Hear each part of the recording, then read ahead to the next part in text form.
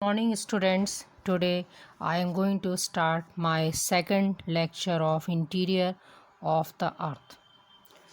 Okay, so today I will discuss with you about earthquake. So I think, have you felt earthquake many times in your state also? It is the sudden shaking and it is destructive also where its epicenter is there.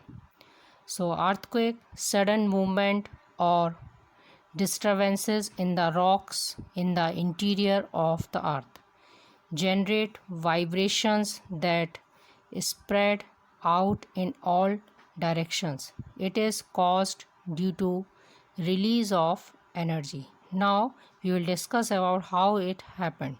So one geographer had given the theory elastic bound theories. So elastic bound theory, according to this theory, have you seen elastic? If you spread it, it comes into its original shape. The same thing it happens with these rocks also. This theory suggested by H.F. Reid.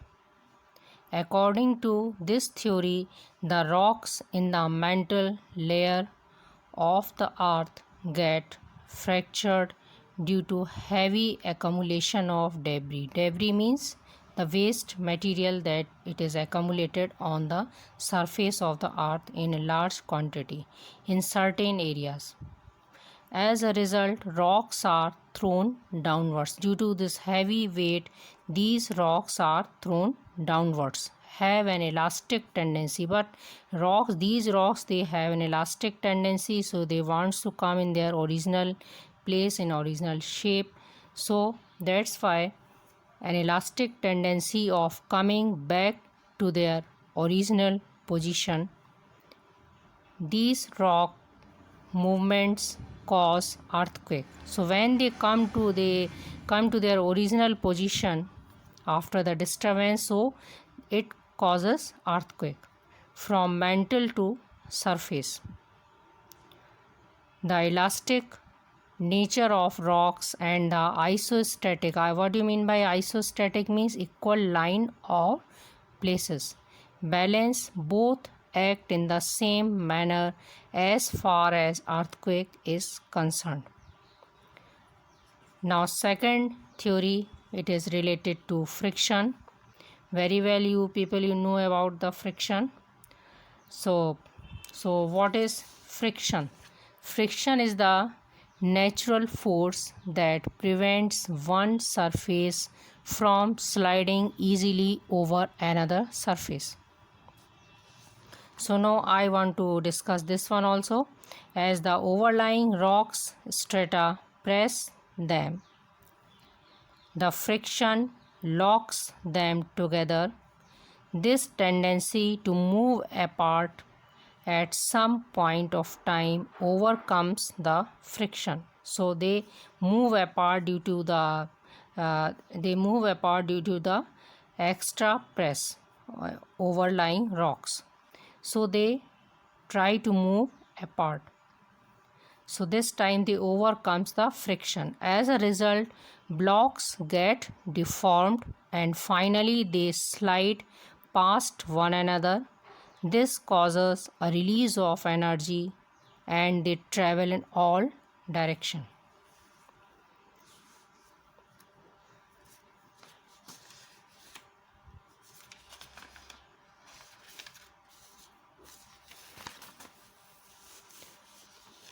So have you understood this one? Now the point where the energy is released. Now I want to discuss with you about the focus and epicenter. So what is focus? What do you mean by focus? This is next one, focus. What do you mean by focus? So focus is the place where energy is released. Okay, it is called focus. And in another word, it is called hypocenter also. This is a very important question. Many times in UPSC they ask this question. What do you mean by hypocenter? So no confusion should be there. Hypocenter is the place where the energy released. The energy traveling in different directions reach the surface. The point on the surface is called epicenter. The point on the surface where on the earth on surface it appears on the crust, that place it is called epicenter. Clear? It is the first one to experience. So epicenter is the first place where it experience these waves of earthquake. It is called epicenter. And from where it is spread through in all directions. An instrument called seismograph records the waves reaching the surface, and seismograph is the instrument that records the reaching of the waves on the surface of the earth. Then earthquake waves are basically of two types. So earthquake waves are basically of two types. So first one is body waves and second surface waves. So body waves are generated due to release of energy at the focus. So these surface waves are generated due to the release of energy at the focus and move in all directions traveling through the body of the earth. Body waves interact with the surface rocks and generate new set of waves called surface waves. So are you following my point? So first body waves are generated, clear, and later on surface waves generated. So body waves are of two types. Primary waves are called P waves, and second is S waves, secondary waves. So first of all we will discuss about primary waves. So are you following my point? Body waves. So earthquake, two types of waves are there. First is body waves and second is surface waves. So body waves, they are of two types of body waves. First is primary waves and second is secondary waves. So primary waves are similar to the sound waves in which a particle is displaced in the direction of the wave movement. They travel through gases, liquid and solid materials. Means everywhere they can travel. Average velocity is 8 km per second. So they are the fastest one, you can say, primary waves. Secondary waves arrive at the surface with some time lag. After some time these waves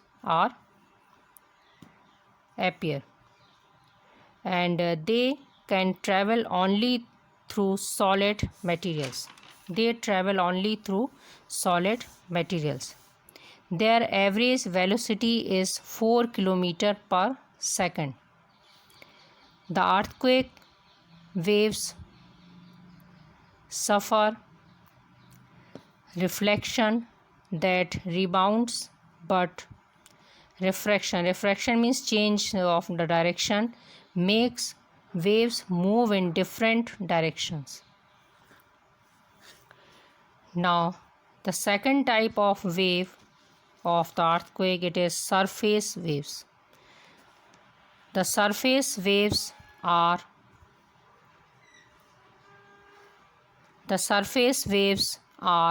the last to report on the seismograph. These waves are more destructive. They cause displacement of rocks. Why we call these waves are most destructive? Because they cause the displacement of rocks. They travel along the surface of the earth. They can travel through all the mediums, solid, liquid and gases. But their average velocity is 3 km per second, so they affect those areas near the epicenter only. Now propagation of earthquake waves propagation.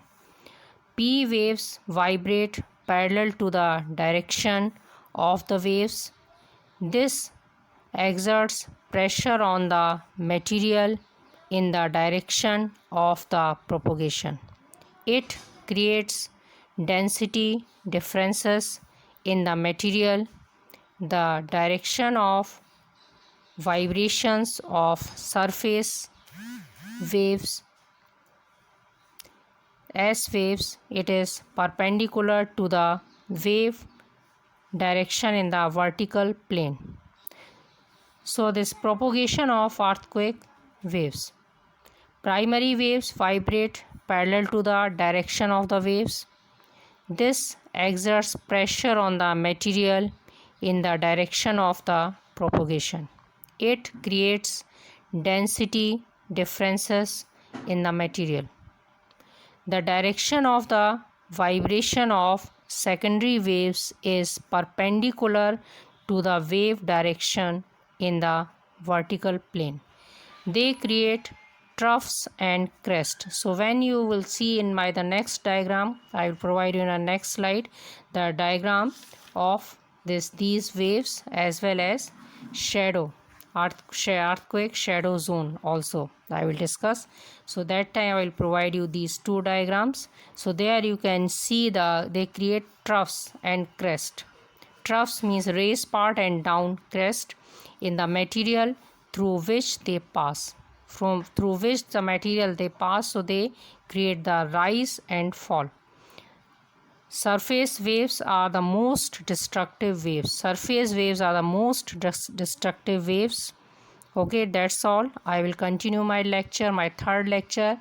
I will discuss about this diagram also of these waves, body waves and surface waves and shadow zone of earthquake. Thank you.